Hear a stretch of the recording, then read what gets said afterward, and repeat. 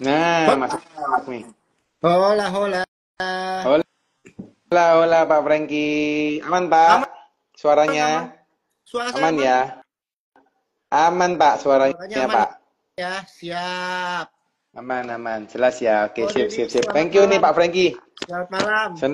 Malam nih. Panggil bro aja kali ya, lebih Wah, nggak formal ya. kita Ya, santai aja. santai aja ya. Ya kan kita ngobrol-ngobrol santai nih ya. Betul Oke, sekali. Bro Franky udah di rumah ini kondisinya. Sudah, baru balik tadi dari beberapa meeting dan juga ada ya mungkin sesama community ya. Kita ada one to many tadi, banyak sekali rame-rame Wow, keren, keren, keren, ngobrol keren. sama Sama para teman-teman pebisnis. yang lain ya. Betul. Wah, berapa orang nih bro hari ini? Wah, hari ini rame banget. 51. 51, gila. Sama chapter apa Delapan aja puluh tuh? chapter. Wah, banyak banget. Banyak banget, Banyak. benar-benar. Kartu namanya udah PR, terus PR untuk hubungin satu-satunya juga masih banyak. Wah, seru lah. Ya, ya, ya. Itu anu sih, itu habis ketemu, kalau nggak ketemu juga, kalau nggak dihubungin lagi kan juga ini ya, lupa takutnya ya. Betul, Hmm, betul. Apalagi janji kasih jadi, referral juga kan. Janji kenalin kemana, iya, janji iya, kenalin kemana. iya, iya, iya, iya. Jadi akhirnya ini PR juga tuh. Betul. Tapi seneng lah sama para pebisnis, itu semangatnya tuh luar biasa sekali. Bareng sama Iya, Bro iya, Dedi iya. juga waktu kita ketemu itu, wah semangatnya luar biasa. Ya, Mantap, happy, mantap, mantap. very happy ketemu sama Bro Dedi. Sama-sama. Bro, sama-sama. Aku juga ngecas juga waktu ketemu sama Bro Franky. Sama-sama saling belajar kita. Sama-sama saya belajar. Iya, kalau kalau kita nggak ketemu nggak saling ngecas ya. Iya Ini apa nih, deritanya sendirian nanti ya. betul, betul, betul, betul. Ya, ya, ya, ya. Kok Bro Franky ini anu, berarti satu hari ini di luar terus berarti ya hari ini ya. Setengah hari karena Setengah hari. setengah hari pagi itu ada weekly meeting. Hmm. Oh, oh, hari ini ada weekly Hari ini ada meeting.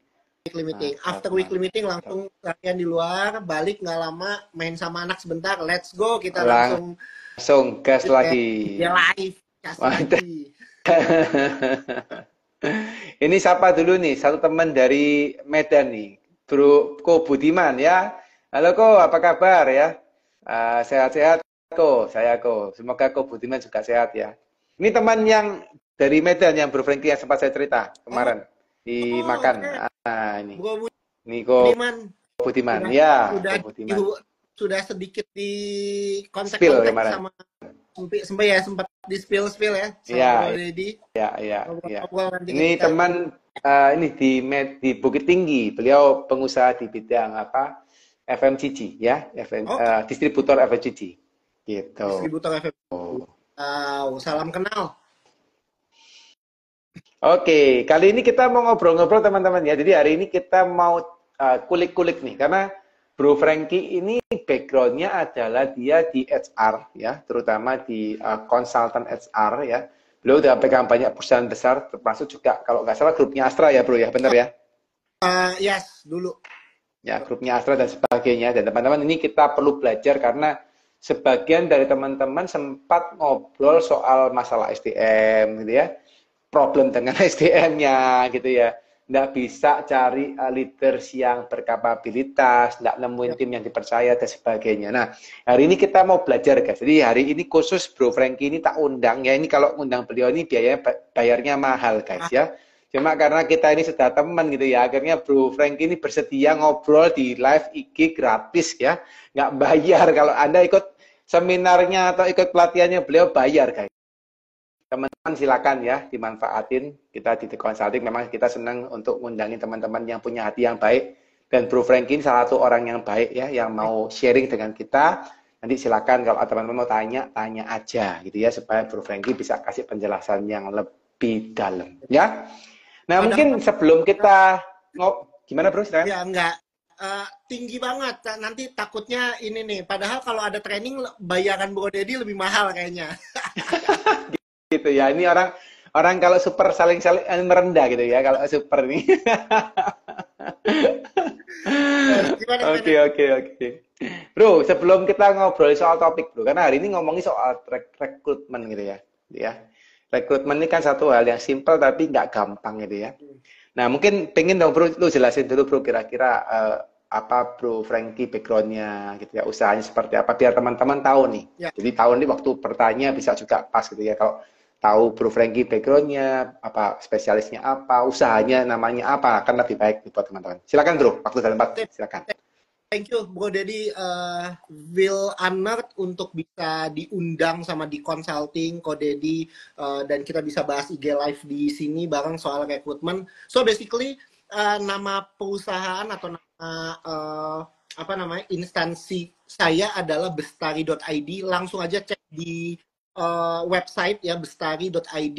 Bestari.id sendiri sebenarnya adalah sebuah human capital consultant. Jadi kita membantu para pengusaha, para apa namanya pemilik bisnis untuk kemudian punya bisnis partner di sisi HR. Jadi kita adalah HR strategis.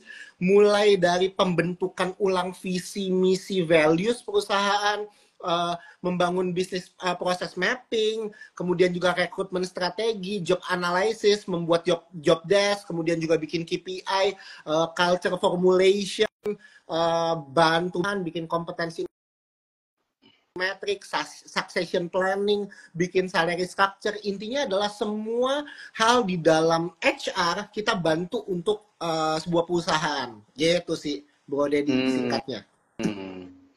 Jadi memang bro banyak bantuin pengusaha untuk ngurusin HR gitu ya. Betul. Untuk apa develop people-nya gitu ya. Kalau boleh diinfokan mungkin pernah pegang perusahaan kayak seperti apa bro? Yang sudah pernah ditangani. Oke.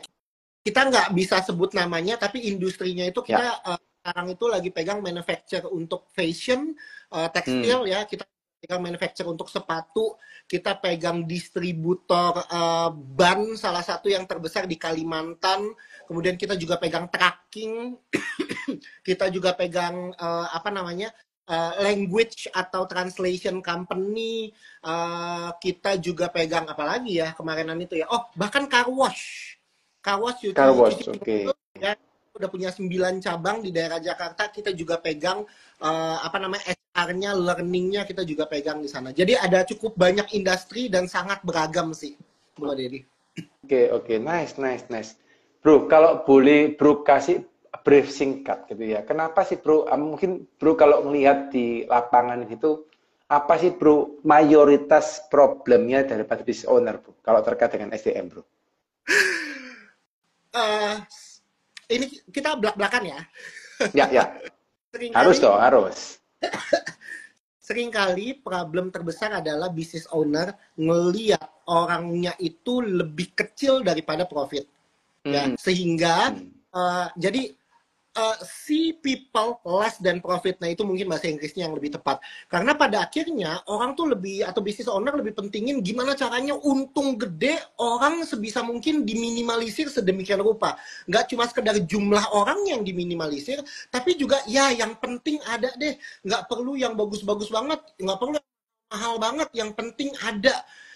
Sehingga seringkali ketika cost-nya terlalu diefisiensikan untuk orang, untuk pengembangan orang, mereka seringkali marah-marah, kok profitnya yang saya mau, kok revenue-nya nggak seperti yang saya mau.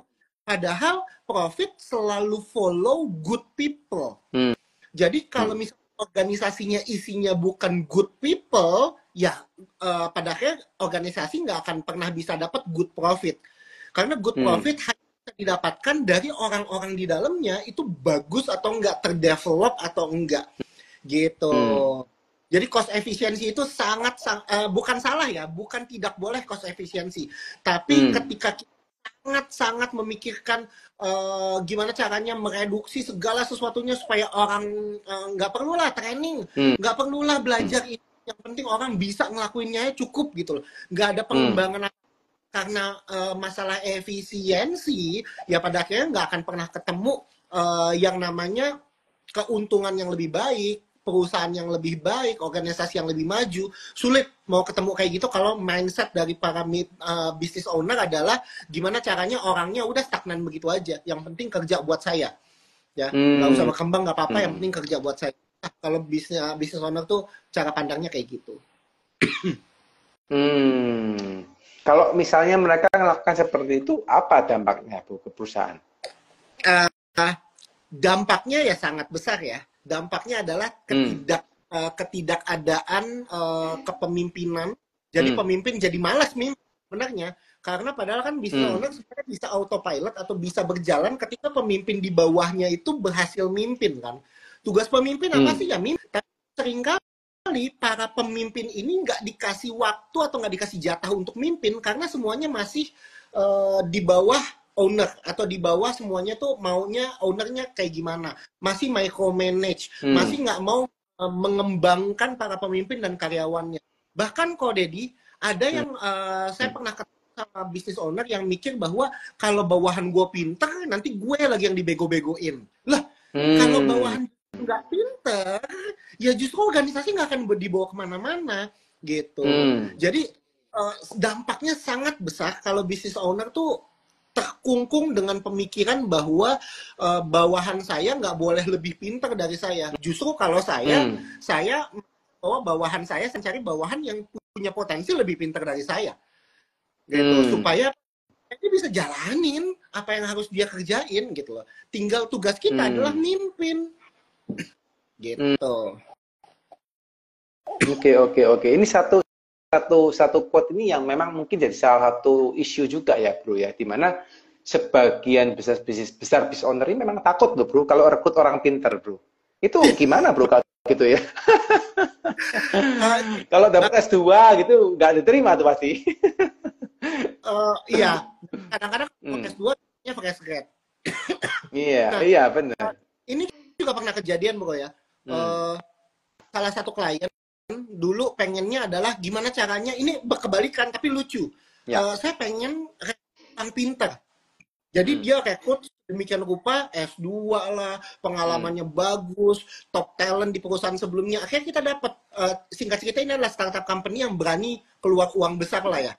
Jadi ya udah, lu gajinya berapa di tempat yang lama, gue kasih 1,5 kali lipat lah. Karena lu top talent di sana, gue pengen lu kerja di tempat gue karena lu adalah top talent. Nah, tapi di belakang obrolan sama kami adalah gimana caranya orang ini betah tapi nggak minta banyak. Ya, nggak usah lah kasih training orang ini, kasih aja yang gratisan. Pokoknya di belakang layar tuh direksi owner itu gimana caranya meres orang-orang ini. Ini kan orang pintar, gue udah bayar mahal. Ya kita peras lah, bikin modul ini, bikin ini. Mereka nggak tahu, kita HR tahu kan. Ya, nah saya cuma bilang sama owner waktu itu, sama direksi, saya cuma bilang kayak gini, Pak, kalau Bapak hire orang pintar, konsekuensinya satu Pak, mereka nggak bisa dibegoin. Gitu. Pada akhirnya karena orang pintar ya mereka ngerti, wah kok gue diginiin sih, kok malah nggak sesuai sama yang dijanjikan di awal, kok culture-nya kayak gini. Akhirnya nggak sampai setahun banyak dari mereka resign, company-nya goyang, dia nggak bisa buat apa-apa. Karena mereka mau nih, orang ini, direksi ini mau orang pintar, tapi mereka mau bego-begoin nih orang pintar, yang nggak bisa lah. Gitu. Konsekuensi dari EU pintar adalah dia nggak bisa dibego-begoin, lo harus benar sebagai business owner. Nah gitu. Jadi punya mentalnya benar, pemikiran perspektifnya juga benar sih. Jadi meskipun pinter tapi nggak boleh kalah mental ya Bro ya. Simpelnya gitu kali ya. Betul. Dan kita punya sistem yang tepat, kita punya sistem yang benar, dan kita pengen ngembangin mereka. Kalau pada akhirnya mereka yang backfire buat kita, ya mungkin kita bisa telan konsekuensinya. Tapi jangan sampai kita yang jadi bad guy-nya. Kita yang jadi kemudian gimana caranya gue dapet orang pintar tapi gue peras mereka lah. Mereka gimana caranya bukan gak usah berkembang, tapi apa yang mereka punya sekarang kita dapetin abis-abisan, peras abis-abisan supaya gue bisa dapet lebih banyak. Seringkali perspektif kayak gitu yang bikin kita ngerasa bahwa kok perusahaan cuma banyak maunya doang, nggak mau ngembangin, mau terima gitu loh. Nah, bukannya kita against sama hal itu, tapi lebih kepada kalau mau peras orang, ya, atau ibaratnya gini, kalau mau peras pengetahuan orang, kemampuan orang, lu kasih apa selain gaji? Gitu. Lu mau kasih pengembangan apa? Karena pada satu titik, kalau orang ini pinter, orang ini pasti akan gampang cari tempat yang baru. Kalau tempat yang sekarang pengembangan buat dia, tinggal tunggu waktu, kita akan kehilangan orang ini. Hmm. Gitu. Oh, oke.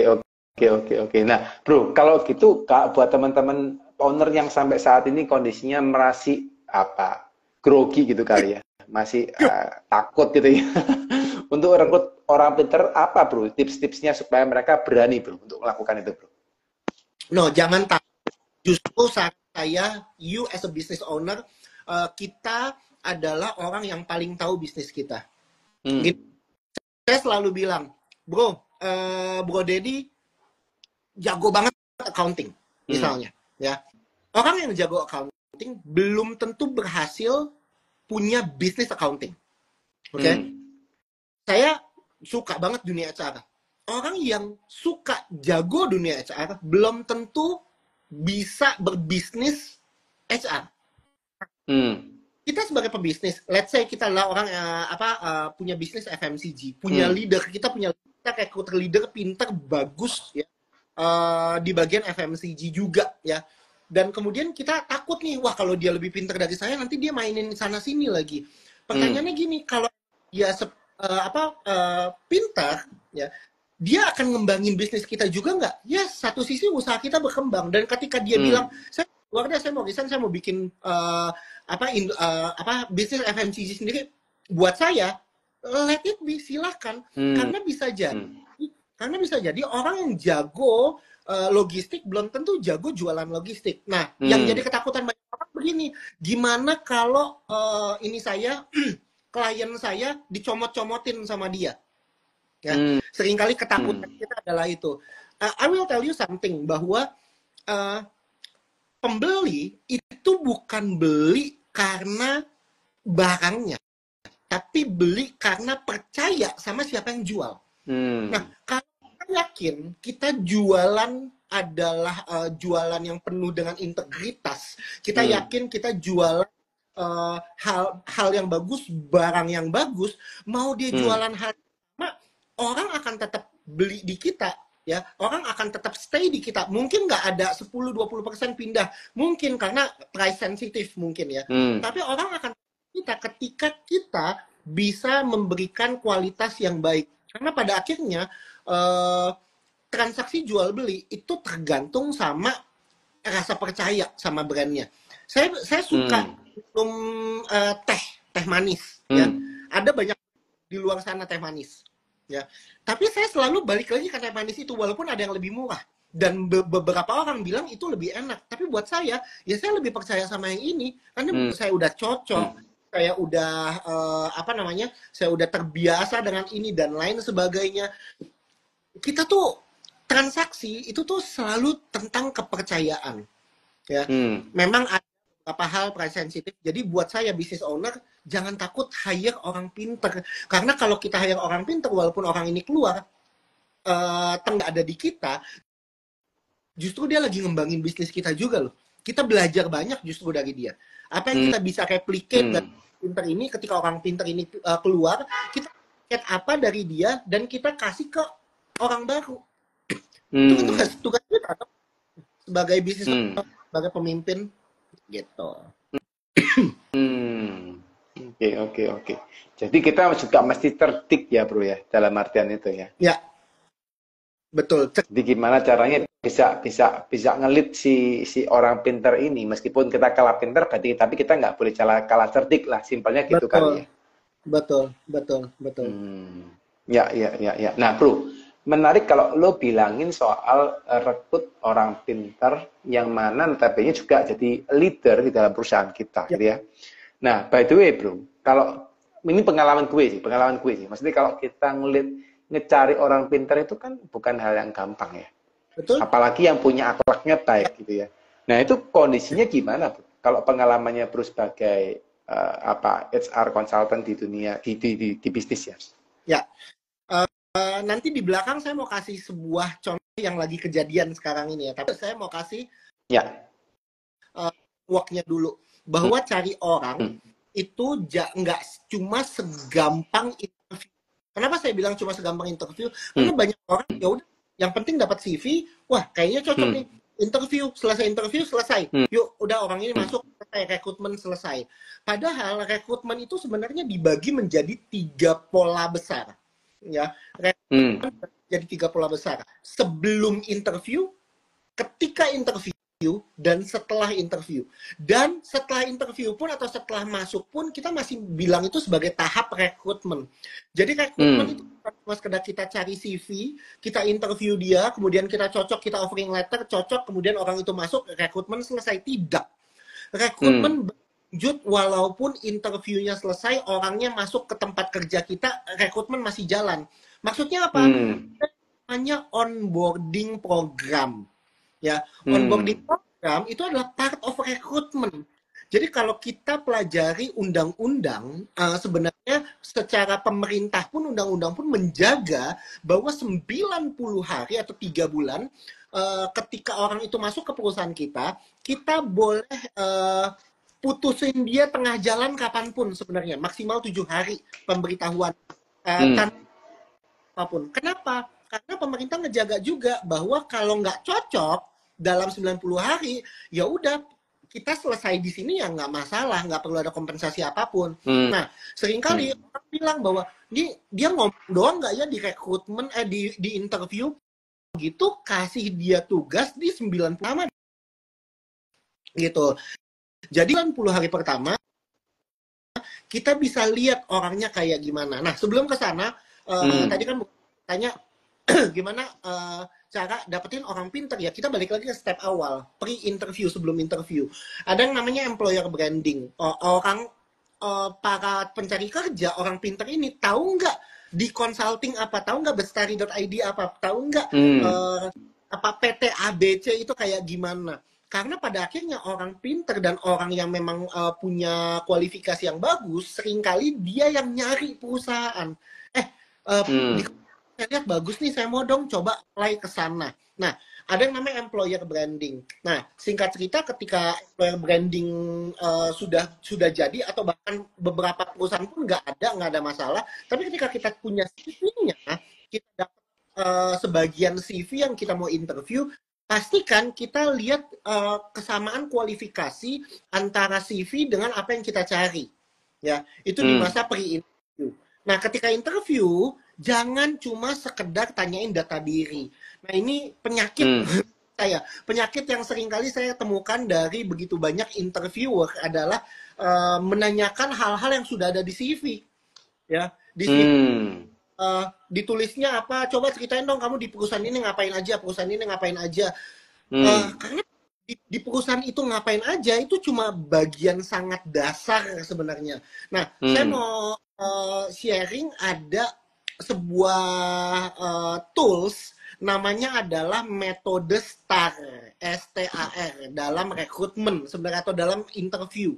Ya, STAR, situation, task, action, result. Jadi ketika interview, tanyakan keempat hal ini. Misalnya, kalau kita mau tahu tentang cara dia kerjasama dengan orang lain seperti apa di tempat kerja dia yang lama, kita tanyakan, boleh diceritakan nggak situasi-situasi yang mengharuskan kamu bekerja sama dengan departemen lain? Ya, kita tanya sebuah situasi atau sebuah tugas di mana kita pengen tahu, ya kualifikasi yang saya pengen tahu adalah kualifikasi kerjasama atau kualifikasi misalnya accounting. Kita lagi cari accounting, kita mau accountingnya. Boleh diceritain nggak tugas accounting yang paling berat buat kamu apa di tempat kerja kamu yang terakhir? Nah, ketika kita udah tahu tugasnya apa, situasinya apa, dia cerita, lanjutkan dengan actionnya. Pastikan bahwa nggak menggunakan kata kita. Seringkali ya ini sih Pak, kita handle ini, kita handle itu, kita itu banyak sekali ya. Nah, pertanyaan saya selanjutnya adalah interview adalah kamunya ngerjain apa ya, ketika kamu harus berdiskusi dengan ada departemen, kamunya itu ngelakuin apa dalam konteks itu. Kita perlu cari tahu action dia seperti ketika kita mau cari tahu misalnya tentang cara dia bekerja sama. Kamu ngelakuin apa ketika pernah nggak ada situasi di mana kamu beda pendapat sama rekan kerja atau sama rekan kerja yang beda departemen. Oh pernah, apa yang kamu lakukan? Jadi Hmm. actionnya dia tuh apa? Hmm. Terakhir adalah result dari apa yang tadi kamu bicarakan, hasilnya bagaimana. Nah, ketika kita pakai STAR method ini dalam interview, kita nggak cuma sekedar gali data diri, tapi kita gali kualifikasinya dia seperti apa, sampai kepada hasil-hasilnya seperti apa. Nah, itu adalah di bagian interviewnya. Nanti di interview kita bisa lanjutin ke psikotes dan lain sebagainya. Tapi ketika diterima, jangan lupa onboarding program. 90 hari orang ini datang ke tempat kita, jadi pegawai di tempat kita, dia tugas apa yang kita kasih, tanggung jawab apa yang kita kasih, apa laporan dia per minggu ke kita, ke user ya lebih tepatnya, apa yang perlu dia laporkan ke kita, apa tanggung kepada siapa dia harus bekerja sama, kepada siapa dia harus Hmm. kenalan, dan kemudian mingguan harus laporan atau bulanan harus laporan apa kepada kita, apa ekspektasi kita kepada dia. 9 hari itu harus jelas. Nah, baru ketika selesai 90 hari, rekrutmennya selesai. Nah, makanya gimana caranya ngerekrut orang pintar? Ya, saya yakin banyak orang, ya orang pintar, dan banyak orang punya potensi yang besar untuk jadi orang pintar. Tapi masalahnya adalah kita nggak punya sistemnya. Sehingga kita rekrut orang pintar juga terkesannya bodoh di tempat kita. Kan? Hmm. Gitu. Kita udah interview, oh bagus nih orang, pas kita datang kita bilang, wah dia kayak nggak sebagus itu, ya nggak Hmm. sebagus itu, kita perlu gali Hmm. belakangnya, ya nggak sebagus itu karena apa? Dia nggak punya inisiatif, entar dulu dia nggak punya inisiatif karena apa? Yaitu hari pertama, hari kedua dia nggak pernah nanya saya, dia bingung kerjaan dia apa. Ya iyalah, kamu nggak Hmm. kasih tahu job desk dia apa yang harus dia Hmm. kerja, Hmm. tuh nggak ada. Orang pinter pun akan terlihat bodoh di tempat kita Hmm. gitu. Makanya sistemnya itu perlu ada gitu. Hmm. Hmm. Jadi Oke, oke, oke, menarik. Jadi habis masuk itu pun mereka harus dikasih bahasanya ngarahin gitu ya, bro ya, betul. diarahin gitu ya. Sebenarnya bukan selalu diarahin kamu harus ngelakuin apa ya, tapi ada Ya. sistem 90 hari itu kamu harus ngapain. Ekspektasi kita kepada dia tuh seperti apa Oh, gitu. oke, lebih ke ekspektasinya kita ke Betul, dia gitu ya. betul. Oke, Tergantung oke. kalau posisinya jauh lebih bawah, ya Hmm. biasanya yakin. Hari pertama kamu gini, hari kedua kamu begini, hari ketiga kamu begini. Biasanya kalau levelnya udah lebih tinggi, kita cuma bilang ekspektasi 1 bulan pertama saya, kamu udah ngerencanain project sampai sejauh ini ya. Udah, biar Hmm. manajer itu lihat bagaimana dia menghubungkan dirinya dengan tim di bawahnya dia, Hmm. biar dia ngerjain gitu, bro. Hmm. Oke, oke, oke, oke, oke. Oke. Itu kalau sampai ke level misalnya, bro, kita cari middle management. Ya, Let's say kita cari manager gitu ya. ya, Itu juga perlu ya, bro, kita kasih ekspektasi atau kita juga kan kita nggak mungkin perlu ngarahin ya, bro, kalau betul, sudah middle management gitu ya. Lebih arah betul. kan mereka sudah bisa berjalan sendiri. Tapi Ya. kita tetap perlu kasih ekspektasi ya, bro. Tentu, pasti. Karena justru middle management yang paling PR. Kenapa? Karena kalau kita level paling bawah, 90 hari Hmm. tampaknya cukup mudah untuk kita lihat orang ini kompeten atau enggak. Kalau level paling Enggak. bawah. Tapi level Ya. menengah, level yang tinggi, 90 hari belum tentu dia udah punya hasil yang cukup signifikan untuk kita bisa nilai dia. Makanya PR-nya adalah bagaimana kita kasih ekspektasi dan kita tahu itu doable untuk 90 hari pertamanya dia. Dan justru dari ekspektasi itu kita lihat 30 hari pertama seperti apa, 60 hari pertama seperti apa, bahkan sampai Hmm. 9 dia kerja pertama 3 bulan, ekspektasi kita meet atau enggak, atau seberapa jauh ekspektasi kita dengan hasil yang dia lakukan Hmm. sebagai pemimpin gitu. Kalau nggak ada itu, ya buat dia semua hasilnya dia bagus. Karena kita nggak ada Hmm. menurut dia, Pak, Bapak, saya 3 bulan di sini udah buat A, B, C, D loh, Pak. Masa Bapak nggak puas sama Hmm. kerja saya? Ya, nggak puas. Karena apa, Pak? Nggak puas. Karena nggak ada ekspektasi. Justru kalau ada ekspektasi, Hmm. mudah untuk kita ngomong puas atau enggak. Gitu. Hmm. Bro, boleh kasih contoh nggak? Ekspektasi yang lo maksud itu yang seperti apa, bro? Maksudnya yang bisa gampang dicerna sama si manajer, bro? Oke. Misalnya kita ngomongin middle management, manager apa nih? Misal let's say manager marketing gitu ya, misal simpel-simpel. Oke, misalnya ya. Oke, kamu manajer marketing, kamu udah masuk ke sini dan saya harapin 90 hari ke depan, 3 bulan ke depan, ini tuh tim marketing tuh semua masih nggak ngerti apa yang mereka kerjakan. Campaign nggak jelas, digital marketing belum jalan, sosial media belum jalan. Harapan saya 3 bulan ke depan kamu start terapiin tim kamu dan seenggaknya ada 2 campaign yang kamu initiate dari tim kamu dan campaign itu adalah tentang produk si A, B, dan C. Misalnya, bikin 2 campaign dari produk B dan C. And I hope dalam 3 bulan kamu di sini, seenggaknya 1 dari 2 campaignnya sudah selesai dan kita mau lihat bagaimana persentase keberhasilan dari campaign kamu. Nah, itu sebenarnya adalah ekspektasi sampaikan. Nah, itu ekspektasi disampaikan di awal tuh. 1 bulan kemudian, report dong. Kamu udah sampai mana? Campaign apa yang kamu jalanin? Idenya apa? Bagaimana tim kamu? Kemarin yang saya dengar timnya tuh masih berantakan. Bagaimana menurut kamu tim kamu sekarang bagaimana? Semending atau belum? Kalau belum, kamu mau ngelakuin apa ke depannya? Tes.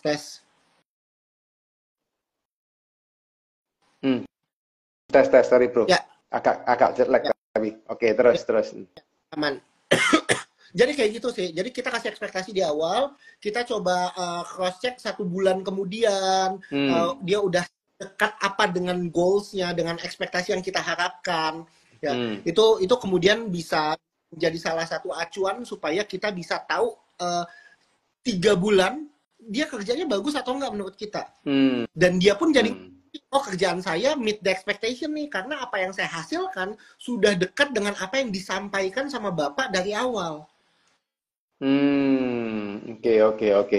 Bro, kalau lo barusan cerita itu kan berarti ada dalam posisi kasih numbers ya. Kalau gue boleh tajemin kan lebih pada kita ngasih ekspektasi yang smart gitu kan. Ada spesifik dan sebagainya. Nah, how if misalnya kita masuk ke operasional gitu ya, yang mana operasional mungkin kan ya bisa sih dikasih numbers, tapi kan tidak semua bisa di numbers misalnya gitu. Karena kan mungkin dia harus manage tim dan sebagainya. Itu ada apa yang mungkin pernah di lapangan? Biasanya sih lebih kepada ini contoh ya. Nah, ini yang saya bilang lucu. Ekspektasi yang disampaikan di awal adalah tim kamu adalah fresh graduate semua. Tim kamu sudah ada sebelum kamu. Nah, PR kamu sekarang gimana caranya tim kamu ngerti kerja sebagai HR. Ceritanya manajer HR ya. Datang, nggak ada numbers nih, kita nggak ngomongin numbers. Ekspektasinya adalah gimana tim kamu ngerti ngelakuin rekrutmen yang baik seperti apa, ngerti dia juga pegang GA, ngerti kerjaan GA itu kayak gimana, job desk-nya ada, tapi mereka cuma baca, mungkin mereka nanya ke siapa mereka bingung, kamu ada di sini untuk bantuin mereka supaya mereka jadi lebih ngerti tentang job desk-nya mereka. Itu bukan numbers, tapi dari 1 bulan kemudian kita bisa cross-check tentang ya udah dari job desk seberapa banyak job desk-nya itu dipahami sama timnya dia sekarang. Kita lihat sekarang AC yang masih diterbengkalain atau enggak. Ya, tulis yang masih kotor itu udah lumayan bersih atau enggak. WC yang enggak terlalu terurus itu sekarang WC-nya gimana? Sabun cuci tangannya selalu keisi atau enggak? Itu kan kita bisa lihat. Tuh, sesuatu operasional yang kita bisa lihat. Kebetulan ini adalah cerita soal manajer HR pegang HR dan GA di bawahnya dia. Oke. Jadi itu pun kalau misalnya kita nggak ngomong numbers ya, kita minimal cari short win ya bro ya. Betul. Cari gambaran yang paling simpel dan bisa dilihat lah ya, hasil kerjanya gimana gitu ya. Yes. Tapi balik lagi. Win itu adalah hal yang kita sendiri sebagai business owner atau kita sendiri pun sebagai direksi atau kita usernya dia merasa bahwa itu adalah win yang cukup signifikan untuk kita bisa bilang bahwa orang ini bagus dan saya mau permanenkan dia setelah 90 hari. Karena kan 90 hari probation, masa percobaan sebenarnya. Ya kalau coba dia ya bukan sesuatu yang sifatnya kasih gampang doang dong, justru sesuatu yang challenging kan. gitu. Nah, bagaimana dia bisa catch up dengan hal-hal yang challenging yang ada di perusahaan kita, karena dia leader nih, konteksnya kan kita ngomong leaders ya, Hmm. gitu. Oke, oke, oke, menarik, menarik. Nah, Bro, ini kalau lo cerita soal managers gitu ya, I think kalau seandainya kita ngomongin soal perusahaan yang middle atau Ya, mungkin enterprise yang level atas gitu ya, kita cari ya. managers, oke, mungkin yang lamar banyak gitu kali Hmm. ya, Bro ya. Nah, how if misalnya teman-teman ini sekarang lagi dalam masa UMKM, Bro? Karena kan teman-teman UMKM itu juga, kecuali mereka butuh banget gitu ya, karena UMKM-nya mereka juga bukan yang kelas besar banget, tapi kecil banget ya enggak, karena mungkin sudah puluhan karyawan gitu ya, Ya. tapi nggak punya managers dan mereka butuh managers, itu gimana bro cara mereka bisa mungkin apa terkait dengan employee branding, bisa compete di pasar, itu gimana? Mungkin kalau bro punya pengalaman. Good. Satu-satunya hal yang UMKM nggak miliki adalah budget, menurut saya. Bisa Hmm. jadi culture-nya mereka bagus loh. Bisa jadi Yes. kerjaan mereka bagus loh. Bisa jadi apa yang Hmm. dikerjakan sama tim di UMKM itu gila, bahkan kadang-kadang lebih mendevelop dibanding di perusahaan besar. Tapi apa Hmm. UMKM ini nggak punya budget? Dia nggak bisa Hmm. compete manajer finance misalnya atau manajer marketing, nggak bisa compete. Sehingga saran saya atau apa yang bisa kita lakukan, karena ini apa yang saya lakukan maksudnya bertahun-tahun yang lalu adalah berani untuk lihat potensi. Oke, okay? Nah, Hmm. kenapa saya bilang berani untuk lihat potensi? Karena kita nggak punya budget yang bagus untuk bisa hire orang di gaji mereka sekarang jadi manajer. Kita butuh manajer misalnya, Hmm. operasional Hmm. lah. Tapi manajer Hmm. operasional keluaran sana 10 juta ke atas misalnya. Ya kali UMKM kayak saya gaji orang 10 juta, gaji saya aja sebagai bisnis owner belum tentu 10 juta misalnya. Ya, Hmm. jadi caranya adalah gampang. Gimana caranya kita bisa cari orang yang, nah ini tapi PR ya, doable. Kita cari orang yang levelnya belum manajer, tapi Hmm. mungkin dia sudah 2 tahun, 3 tahun kerja di perusahaannya dia, dan ketika kita interview, ketika kita wawancara, kita dapat chemistry-nya, nih orang inisiatifnya kayaknya bagus, dan di saat itulah kita ambil gut feeling, ngerasa bahwa kayaknya bisa deh saya jadikan dia sebagai manajer operasional saya. Tapi Hmm. jangan kasih angin maksudnya adalah jangan bilang dia kamu datang ke saya naikin kamu jadi manajer operasional. Nggak usah Hmm. bahasa itu. Bahasanya bisa jadi, mau nggak kamu di tempat saya jadi penanggung jawab, ya saya kasih Hmm. kamu sedikit wewenang jadi bahasanya nggak usah tinggi-tinggi. Entah itu penanggung jawab, entah itu PIC, operasional, kayaknya kamu kan pernah nih pegang Hmm. ABC, ya, kamu pegang di tempat saya, mau nggak? Gajinya mungkin nggak bisa terlalu jauh dari gaji kamu sekarang, mungkin masih Hmm. UMR. Tempat kita, kasarnya di tempat dia yang sebelumnya gaji dia UMR, tapi dia staff level. Di tempat kita, Hmm. dia sama UMR lebih dikit, tapi di tempat kita dia ngurusin semuanya. Ya, ada beberapa Hmm. orang Kak sebenarnya bekerja di tempat kecil. Nah, ini Hmm. adalah filosofi yang bisa pelajari. Pernah nggak Ko Deddy dengar tentang lebih baik mana? Ikan kecil di kolam besar atau ikan besar di kolam kecil? Ikan Sering sering kecil di kolam di kolam besar. atau ikan Hmm. besar di kolam kecil. Ya. Nah, ini Hmm. retorika lah. Ada Hmm. banyak jawaban, ya. Hmm. Ada banyak yang merasa bahwa ya kayak mendingan jadi ikan kecil lah di ini besar di kolam yang besar, atau ada yang bilang Hmm. bahwa mendingan jadi ikan besar di kolam kecil. Hmm. Ada banyak retorika, Hmm. ada begitu banyak perspektif orang. Tapi buat Hmm. saya cari orang yang mau ya menjadi ikan besar di kolam kecil. Kenapa? Karena justru Hmm. banyak. Nggak apa-apa, ada orang yang nggak setuju sama saya. Artinya ada orang yang, saya lebih mau jadi ikan kecil di kolam besar. Ya udah nggak apa-apa, perspektif kita berbeda. Ya, saya Hmm. lagi orang yang mau jadi ikan besar di kolam kecil. Ya, karena justru di kolam kecil dia bisa dominate. Nah, orang Hmm. ini misalnya orang staff level yang sebenarnya dia punya potensi bagus banget, tapi kalau di perusahaan tuh dia karir path-nya lama banget untuk naik ke atas. Lah di sini kamu bisa belajar. Hmm. Nah, saya punya beberapa handle juga beberapa bisnis-bisnis kecil lah ya. Istri saya bantu istri saya juga untuk bikin toko kuenya sendiri. Toko kue ini kecil sekali orang ini cuma 3 orang.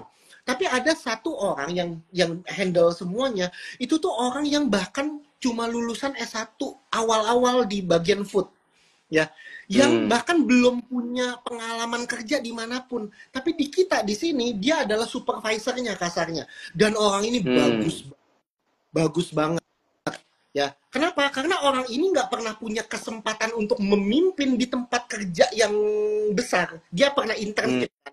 Tapi internship kan dia, ini bahasa kasar ya, sorry banget aku pakai bahasa ini, tapi seringkali kan internship kan dia dikacung-kacungin lah ya. Ya, kamu tolong ini, kamu makanan ini, kamu nggak punya power, tapi kamu sebagai fresh tempat yang sangat kecil, kamu dikasih power. Ternyata orang ini kita yakin banget potensinya gede banget, dan benar dia bagus banget. Selama apa? Selama kita sebagai pemimpinnya bisa ngelit. Gitu sih. Jadi buat saya UMKM kita minus banget di budget. Jadi jangan cari orang yang high level, cari orang yang low tapi punya potensi untuk jadi. Itu sih buat saya. Tetap mau nggak mau kita kalau seandainya nggak punya budget ya kita lihat tim yang bisa di develop berarti ya, brother ya. Potensi yang kita lihat. Oke. How if misalnya kita punya tim nih bro, kan karena nggak semua orang bisa melihat potensi, dan kadang-kadang orang yang berpotensi kan juga nggak gini. Orang yang benar-benar berpotensi itu kan langsung kelihatan ya bro ya, itu kan langsung kelihatan gitu ya. Oke, langsung nih orangnya gercep, orangnya inisiatif, orangnya mau susah gitu ya. Tapi mostly di perusahaan dapat timnya seperti itu kan mungkin nggak banyak gitu ya. Betul. Ya, atau mungkin teman-teman UMKM malah dapat jatahnya bukan yang seperti itu, dapat yang so-so. Ya, maksudnya timnya ya nggak bagus banget, tapi ya juga nggak jelek banget. Tapi ada potensi nih, cuma kecil nih kelihatannya, bisa nggak ya, bisa nggak, itu gimana bro? Gitu. Kita lihat dari time frame-nya kita, ya. Kita lihat kita punya waktu nggak berkembang. Kalau kita punya waktu segitunya, ya better cari yang lain, yang potensinya lebih bisa, kita yakin potensinya itu bisa jauh lebih memudahkan kita di kemudian hari. Tapi kalau kita punya waktu dan kita trust sama orang ini, take the time, karena pada akhirnya orang akan lebih loyal sama perusahaan atau seseorang leader yang grooming mereka dari nothing to something sebenarnya. Gitu. Kalau kita waktu yang lebih banyak, makanya selalu saya balik lagi ke premisnya adalah interview atau rekrutmen tidak berhenti ketika orangnya masuk. Jadi kalau kita lihat bahwa orang ini potensinya ada, tapi gimana cara saya lihatnya ya? Ya ketika dia masuk 90 hari pertama, kasih dia challenge supaya kita bisa lihat potensi dia mulai kelihatan nggak, inisiatif dia kelihatan nggak. Ini sesuatu yang menurut saya nyentil integritasnya. Ya, beliin dong ini misalnya, terus kita cek, kita lakukan sesuatu yang sifatnya sentil integritasnya. Kita mau lihat nih, mumpung 90 hari pertama. Gitu. Buat saya jangan berpikir bahwa rekrutmen selesai ketika orangnya. Ya, justru masukin orangnya 90 hari ke depan, do something sebagai pemimpin, pastikan bahwa kita lihat potensi dia deket nggak sama apa yang kita pengenin. Gitu. Oke. Mantap. Wah, ini kalau bro udah ngomong gini aku langsung panas nih, pengen tanya terus nih ya, mewakilin teman-teman ya. Ini teman-teman kalau mau bertanya silakan ya, silakan ketik di kolom question guys ya, saya akan bantu tanyain. Ini topiknya panas nih ya. Kalau teman-teman dengerin dari tadi tambah lama tambah panas terus nih, yang kasih api-api deh ya. Oke. Nah, ini gini, kalau mungkin bro, ya kita ketemu seorang tim yang oke nih, tim bisa dikaryakan ya, karena dia punya kapabilitas yang kelihatannya baik, gitu ya. Tapi bro, dia punya leaders awalnya bro, misalnya dia punya supervisor lah, ya. Tapi kita yakin ini tim pasti lebih baik daripada supervisornya nih, bisa dikarbit jadi manajer nih, dan secara karakter memang lebih cocok. Nah itu gimana bro, kondisi seperti itu bro? kita mau rekrut, jadi ada satu posisi kosong di atas. Bukan rekrut nih. Ceritanya ada posisi kosong di atas gitu ya. Tapi kita masih lihat belum ada yang bisa menuin. Supervisornya secara karakter mungkin nggak cocok gitu ya, atau belum cocok gitu ya. Tapi ada tim di bawahnya supervisor ini yang kelihatannya oke nih. Nah, kalau Bro, lebih baik ngarbit supervisornya dulu atau yang bawah dulu yang ditarik ke atas? Ada yang namanya succession plan. Ya, jawaban pastinya adalah saya nggak rekomen level yang bawah untuk karbit ke atasnya supervisor. Saya nggak rekomen sebenarnya. Ada begitu sales yang bagus belum tentu cocok jadi sales manager yang bagus. Ya, jadi dia di bawah bagus, belum tentu ketika dia naik ke atas bahkan ngelewatin satu posisi belum tentu dia ini manajer yang bagus gitu. Karena being yang sama being eksekutor is two different things. Ya. Dia bagus secara eksekutor, belum tentu dia bagus mimpin. Makanya buat saya succession plan jadi penting. Kalau level atas ini kosong, supervisornya belum bisa naik ke atas, ya. Buat saya develop pilihannya cuma dua. Develop orang ini artinya perlu banyak waktu, ya, untuk bisa mendekatkan kompetensinya semakin ke atas, atau paling cepat tapi lebih mahal adalah hire orang dari luar untuk level yang lebih atas. Oke. Tapi kalau kita orang ini bagus nih, ya, langsung kita pastikan bahwa orang ini punya kesempatan untuk seenggaknya selevel sama atas. Mungkin nggak sama-sama di ini ya, di posisi ini, tapi bisa jadi kita lihat sampingnya apa. Ada nggak supervisor accounting, ada supervisor purchasing misalnya, yang sama-sama supervisor tapi orang ini bawah ini yang bagus ini dia bisa mulai belajar mimpin. Nah, kita proyeksi mungkin 3 tahun, 5 tahun ke depan bisa jadi orang ini yang bisa menuhin posisi ini ketika posisi atas ini kosong. Kalau ini stagnan nih, saya bro ya. Jadi jangan dikarbit langsung begitu ya, tapi dari sini ya, dari yang bawah ini di develop supaya seenggaknya bisa di sini dalam beberapa tahun ke depan dia bisa naik ke sini. Itu cara yang baik, itu cara yang benar. Tapi kalau kita ngomong sekarang, ya sekarang posisinya kosong nih. Kita mau ngapain? Ya pertanyaan kedua, kamu mau bayar harganya nggak? Harga pertama adalah orang ini, supervisor ini kamu naikin ke atas, atau ya hire dari luar tapi lebih mahal. Harga mana yang kamu mau bayar? Which is dua-duanya datang dengan konsekuensi. Konsekuensi mana yang kamu mau bayar? Nah, kita sebagai business owner atau kita sebagai direksi atau kita sebagai usernya, kita harus punya yang namanya sensing untuk kemudian ambil resikonya, resiko yang seperti apa. Ya, kita kemudian menganalisis mana yang paling bisa kita tanggung. Ya, untuk kemudian mengambil posisi manajer di atasnya. Atau pilihan kedua, atau pilihan ketiga, ya udah ntar dulu aja, ini kosong dulu aja, biar saya yang ngambil fungsi itu. Bisa jadi nggak? Bisa jadi. Tapi kan kita jadinya perlu waktu lebih banyak untuk kemudian handle satu departemen itu kan. Nah, tapi itu semua adalah opsinya, nggak ada opsi terbaik. Nggak ada opsi terbaik. Unless supervisornya udah bagus, opsi terbaiknya adalah naikin dia jadi manajer, cash close. Ya, dan terbaik. Tapi kalau nggak ada opsi terbaik, ya kita harus bisa menganalisa harga mana yang kita mau bayar. Oke, nice. Nah, bro, nangkep lagi nih ini bro. Ini nyambung ya dari berhenti ngomong terkait dengan oke nih, kalau lo nggak bisa develop, lo cari lagi gitu ya. Nah, how if bro, misal gini, kalau kita di UMKM, teman-teman UMKM nih, misalnya mereka siap nih bayar ya untuk cari untuk manajer yang baik ya, dan mereka berusaha untuk punya company branding yang baik. Ternyata dapat nih manajer yang masuk, tapi asal muasalnya manajer ini dari level gajah nih bro, dari perusahaan level gajah nih, masuk ke level UMKM yang middle class. At the end, culture-nya nggak mungkin sama tuh bro. Betul. Ya, dan bisa jadi gitu ya kan, bro tadi ngomongin kan, kalau di levelnya UMKM culture-nya lebih lengket. Nah, dia sudah di corporate yang besar yang udah levelnya udah gontok-gontok kan gitu ya misalnya gitu.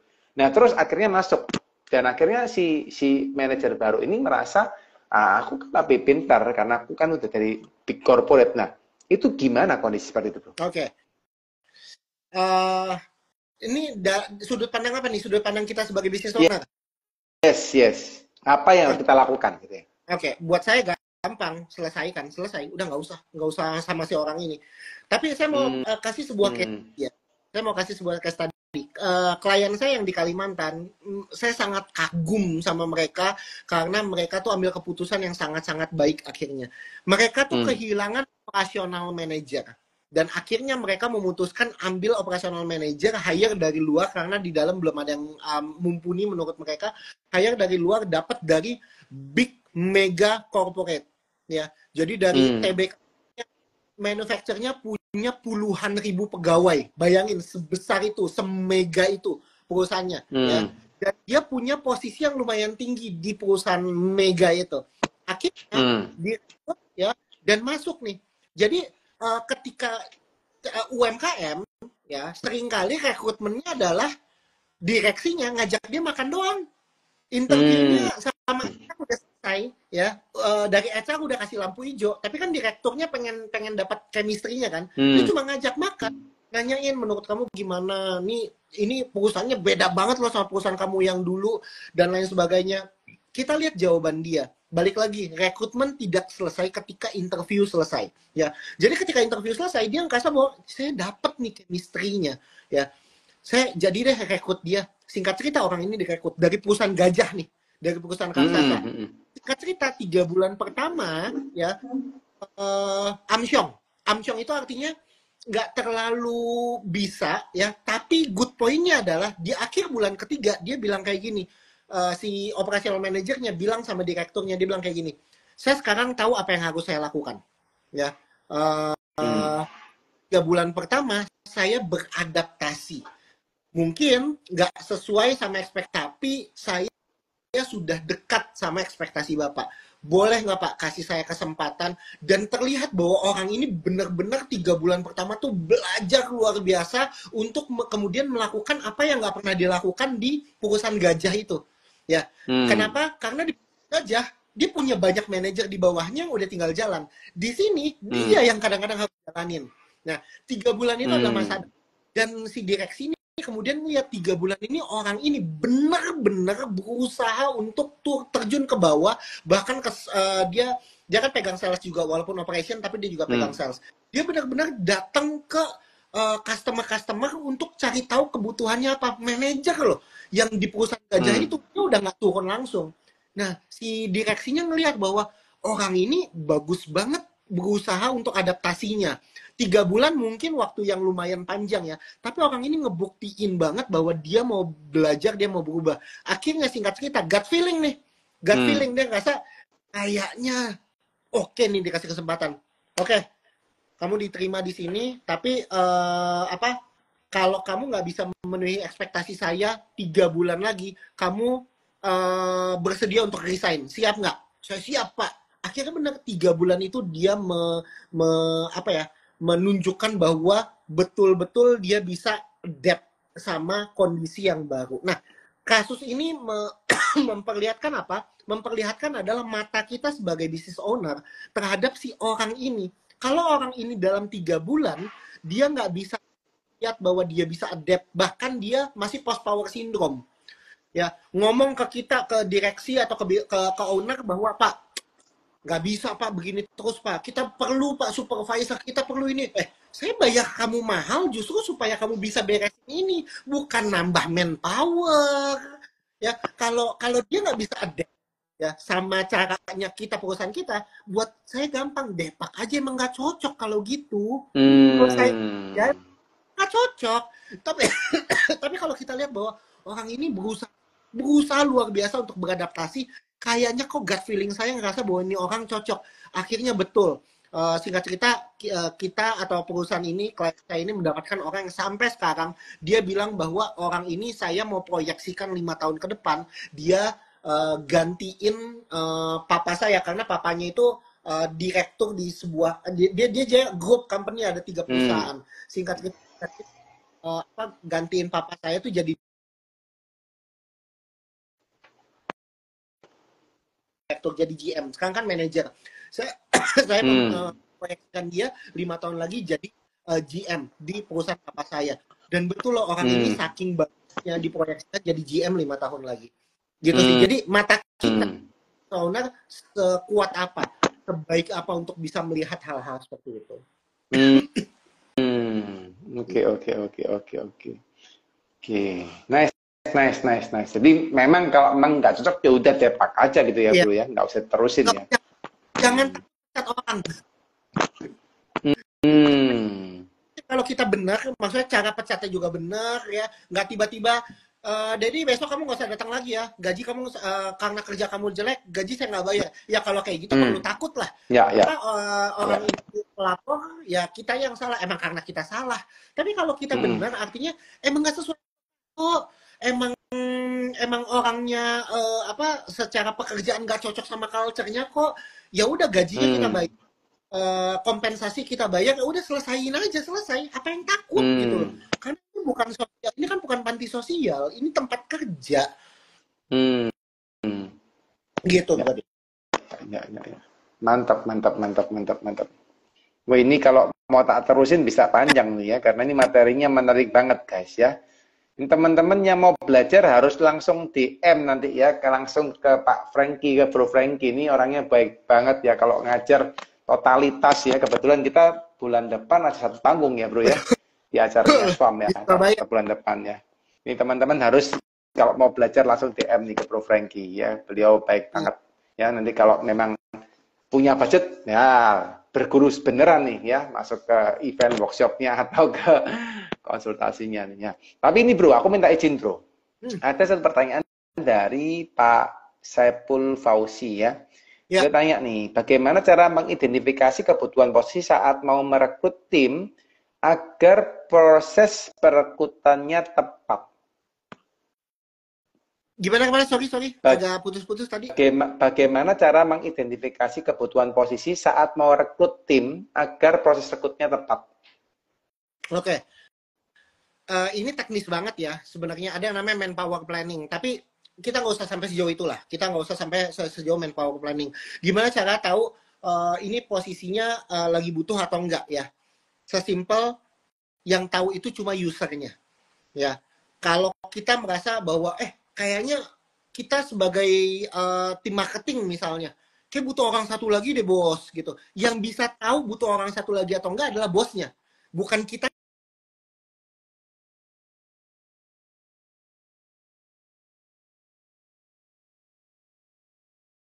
Analisa ya, tes Ya, Bro ya, ya, Dedi aman ya, ya, ya, ya, aman, aman, ya. aman. Perlu kalau kita sebagai atasannya, kalau kita sebagai usernya, kita perlu melakukan workload analysis sebenarnya, melakukan analisa terhadap workloadnya atau loading kerjanya. Karena kalau kita tahu bahwa loading kerjanya bisa dikerjakan sama satu orang, ya nggak butuh dua orang. Kalau Hmm. kita lihat orang ini capek banget, ntar dulu orang ini capek banget, artinya loading kerjanya luar biasa, seterusnya atau hanya project. Karena Hmm. kalau hanya ada project, tapi ada kata selesainya kan projectnya. Artinya ini Hmm. capeknya tuh bisa dihitung gitu loh secara waktu. Hmm. Misalnya bulan ini doang, pas libur lebaran, pas mau lebih libur lebaran doang nih capek luar biasa. Ya berarti nggak butuh orang tambahan. Ya itu memang karena Hmm. seasonnya aja ya. Tapi kalau kalau kita ngerasa bahwa butuh dua orang, kita harus punya argumen sedemikian rupa untuk kita ngomong sama direksi, sama atasan bahwa kita butuh tambah satu orang lagi. Kenapa? Hasil dari workload Hmm. analysisnya seperti apa? Kalau kita sebagai user nggak bisa ngomong sejauh itu kepada atasan kita, ya kita akan sangat sulit dapat blessing untuk dapat manpower tambahan, ya. Hmm. Gitu. Begitu juga kalau kita sebagai business owner, penting untuk kita ngelihat apakah workload-nya ini bisa dikerjakan sama satu orang atau bisa dikerjakan sama harus dikerjakan sama dua orang. Jadi jangan Hmm.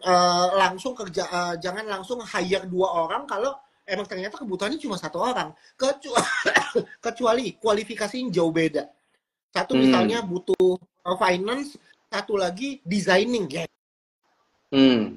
harus dikerjakan dua orang yang berbeda juga gitu loh. Secara kompetensi jauh banget. Tapi secara kompetensi deket, saya baru hire orang atau karyawan untuk apa namanya klien saya yang sifatnya UMKM. Dia mencari Hmm. sosial media and digital marketing.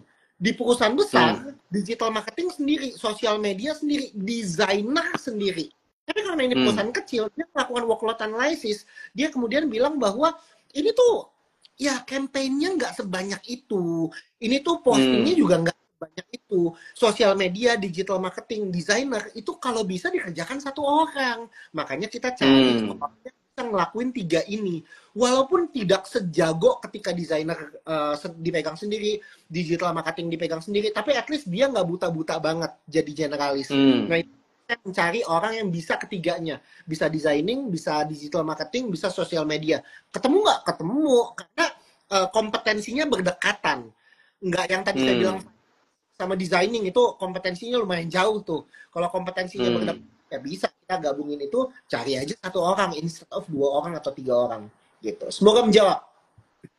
Oke, mantap ya teman-teman tadi ya. Semoga terjawab ya. Ini ada lagi kok. Ini mulai panas nih teman-teman ya. Boleh. Ko Budiman ya. Bagaimana Ko Dedi dan Ko Franky, bagaimana cara agar leader bisa tetap termotivasi dalam bekerja? Jawabannya apa ya? Gimana caranya leader bisa selalu termotivasi dalam bekerja? Faktornya sebenarnya luar biasa banyak sih ya. Salah satunya apakah kemudian kita ya memotivasi mereka. Artinya secara culture itu motivating atau enggak. Kalau kita secara culture, secara perusahaan kali datang ke kantor atau setiap kali meeting atau dari owner adalah ngomongin yang jelek-jelek mulu, terus kita expect pemimpin kita atau leader-leader di bawah kita semua semangat, ya bullshit lah. Kalau kita setiap kali meeting, kenapa revenue bulan ini turun? Begitu mulu setiap bulan. Kamu, Dedi, kamu begini. Kamu, Ipul, kenapa kamu begini? Kamu, Haryanto, kenapa kamu begini?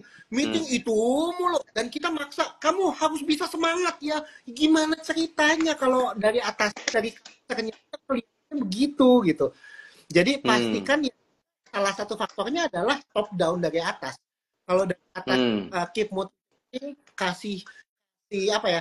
Kasih ruang untuk mereka buat uang untuk mereka ngomongin sesuatu menurut mereka nyaman, dan kita buka feedback. Menurut saya culture seperti itu buat orang tuh termotivasi untuk kasih lebih sebenarnya untuk perusahaan. Karena dia tahu yang untung bukan cuma buat perusahaan, tapi saya juga untung. Kan selalu setiap orang balik lagi untungnya buat saya apa. Kalau semua untungnya buat perusahaan, ya gue kayak sapi perah. Ya nggak ada untungnya buat gue. Ada untungnya buat saya tahu saya ngerjain ini sesuatu, ada untungnya buat perusahaan, tentu dong. Tapi ternyata saya juga diuntungkan. Saya dikasih otonomi, saya dikasih wewenang, saya kemudian dikasih ruangan untuk berbuat salah, untuk belajar, saya dikasih argumen untuk menuangkan ide saya yang di tempat lain nggak ada. Hal-hal culture seperti itu yang sebenarnya membuat orang semakin termotivasi untuk ya berkarya ya di tempat kerja. Gitu sih. Jadi aspeknya banyak nih ya, Ko Budiman ya. Harus cari cara, intinya dari kitanya dulu lah yang beres gitu ya, bisa motivasi mereka sambil cari program gitu ya. Yes. Ya. Ih, mantap nih ya teman-teman ya. Yuk silakan kalau ada yang mau tanya lagi teman-teman. Satu pertanyaan terakhir deh, ini karena sudah lewat jam nih, sudah jam 9 lebih nih ya. Kalau ngomongin HR ini nggak ada habisnya, kalau apalagi kalau gua yang tanya gitu ya. Penasaran soalnya ya. Mewakilin teman-teman nih, alasannya mewakilin teman-teman gua ini sendiri ya penasaran gitu ya. Karena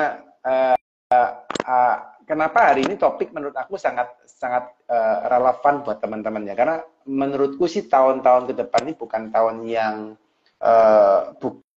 tahun yang sulit, tapi juga bukan tahun yang benar-benar gampang. Ya. Pasti ada challenge-nya gitu ya. Nah, kalau aku barusan hari ini ngobrol sama ini grupnya Mekaris itu hari ini soal innovation and agile ya.